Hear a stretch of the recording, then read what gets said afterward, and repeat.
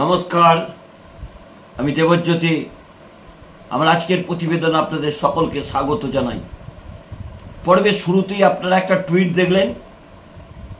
এটা হচ্ছেন ভারতীয় জনতা পার্টির নেতা তথা আইটি সেলের প্রধান অমিত মালভিয়ার টুইটে কি বিস্ফোরক অভিযোগ করেছেন?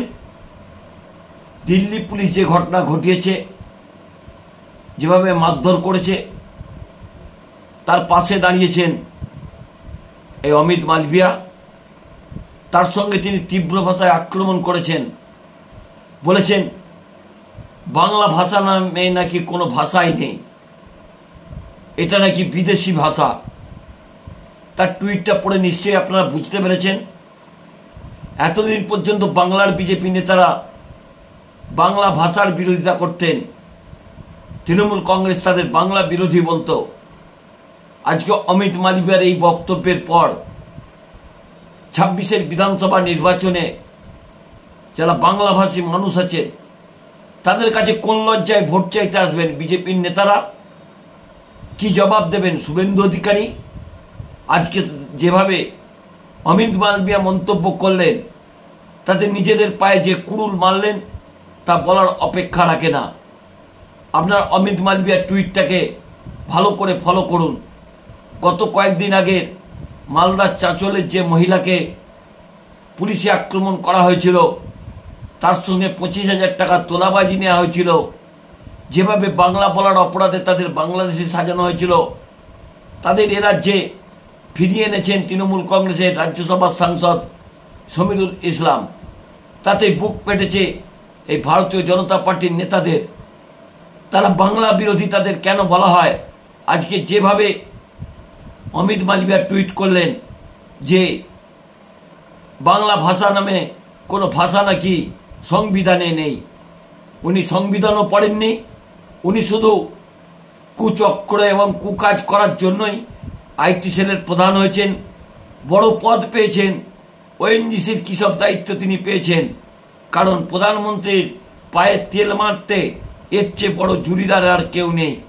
তিনি আজকে বাংলার মানুষকে অপমান করলেন, বাংলা ভাষীদের অপমান করলেন, কবিগুরু রবীন্দ্রনাথ ঠাকুরকে অপমান করলেন, স্বামী বিবেকানন্দকে অপমান করলেন, বিদ্যাসাগরকে অপমান করলেন। তারপরে তারা 26-এর বিধানসভা নাকি বাংলায় ক্ষমতায় আসার স্বপ্ন দেখছেন। বাংলা ভাষা বলে কোনো ভাষা নেই। সংবিধানটা খুলে দেখুন অমিত মালভিয়া সাহেব। তবে আপনি তো আবার পড়তেও পারেন না। আপনি তো কিছুদিন আগে নাকি উড়িষ্যায় যে কী সব বলেছিলেন মনে আছে? আপনার কথা যত কম বলা যায় ততই ভালো। তবে আজকে তৃণমূল কংগ্রেসের পক্ষ থেকে তীব্র কটাক্ষ করেছেন কুণাল ঘোষ। কি বলেছেন তিনি শুনুন। অমিত মালভিয়া তিনি চূড়ান্ত অসম্মান করলেন বাংলা ভাষাকে। এটা তো চালাচ্ছে বিজেপি। তারই চরম সীমায় চলে গেলেন এই অমিত মালভিয়া। তিনি দিল্লি পুলিশকে ডিফেন্ড করছেন, অর্থাৎ বাংলা ভাষাকে যে কাল বাংলাদেশি ভাষা বলে দিয়েছে সেটাকে ডিফেন্ড করছেন। ডিফেন্ড করতে গিয়ে তিনি পরিষ্কার বলছেন, Delhi police is absolutely right in referring to the language as Bangladeshi in the context of identifying infiltrators. অনুপ্রবেশ সমস্যাটা তো আলাদা সমস্যা। অনুপ্রবেশ রোখার দায়িত্ব কার? বিএসএফ এর। শুধু পশ্চিমবঙ্গে নয়, ত্রিপুরায় ঢুকছে, আপনাদের ত্রিপুরা। ফলে বাংলাদেশেতেও তো মাতৃভাষা বাংলা। আপনি ভাষাকে অপমান করছেন কেন? আমরা ভারতের নাগরিক, আবার কেউ বাংলাদেশে আছে। বাংলাদেশে যে আন্দোলনটা হয়েছিল 21শে ফেব্রুয়ারি, ভাষা শহীদের যে স্মারক রয়েছে, অমিত মালভিয়া জানেন সেটা কোন ভাষা? সেটা বাংলা ভাষা না বাংলাদেশি ভাষা। বাংলাদেশি ভাষা বলে কোনো ভাষা হয় না। আর একটা শব্দ ব্যবহার করছেন ওনার টুইটে। উনি বলছেন, there is in fact no language called Bengali that neatly covers all this variants. তা আপনাদের নরেন্দ্র মোদীকে যখন টেলিপ্রম্পটারে লিখে শিখিয়ে দেন 2 লাইন বাংলা বলার জন্য, ওটা কোন ভাষা মশাই? বাংলা ভাষা না বাংলাদেশি ভাষা?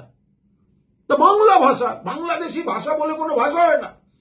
আর বাংলা ভাষা, এই বাংলা ভাষাটা হচ্ছে সংবিধানে স্বীকৃত 22টা ভাষার একটা। এশিয়ায়, সারা পৃথিবীতে এত সংখ্যক বাংলা ভাষী, তাদের ভাষাকে, মাতৃভাষাকে অসম্মান করা, যে বাংলা ভাষা বলে এক একটা জায়গায় এক এক রকম উচ্চারণ হতে পারে, তাতে ভাষা পাল্টে যায় না। তাহলে অমিত মালব্য, আপনারা হিন্দি বলেন, পাকিস্তানের লোকও হিন্দি বলেন, তাহলে অমিত মালব্য পাকিস্তানি? তাহলে পাকিস্তানে তো হিন্দি লোক বলে বেশি মানুষ, তা আপনারা হিন্দি ভাষী, তাহলে আমরা আপনাকে কি পাকিস্তানি বলবো? আমরা সেটা বলছি না, আমরা সব ভাষাকে সম্মান করি। কিন্তু আপনারা বাংলা ভাষাকে যেভাবে কুৎসিত ভাষায়, বাংলা ভাষা বলে কিছু হয় না, দিল্লি পুলিশ ঠিক কাজ করেছে, ওটা বাংলাদেশি ভাষা। আপনারা বাংলাদেশি নাগরিক, বৈধ অবৈধ আসা যাওয়া, যেগুলো বিজেপির পাহারা দেওয়ার কথা, বিএসএফ এর, তার সঙ্গে ভাষাকে গুলিয়ে দিয়ে ভাষাকে অসম্মান করছেন। আমরা ভারতীয়, আমরা বাঙালি, আমরা বাংলা ভাষায় কথা বলি। আপনার উচিত অবিলম্বে বাংলা ভাষা এবং বাঙালিকে অপমান করার জন্য অবিলম্বে দুঃখ প্রকাশ করে ক্ষমা চেয়ে টুইট করা। আপনারা তৃণমূল কংগ্রেস নেতা কুণাল ঘোষের বক্তব্য শুনলেন।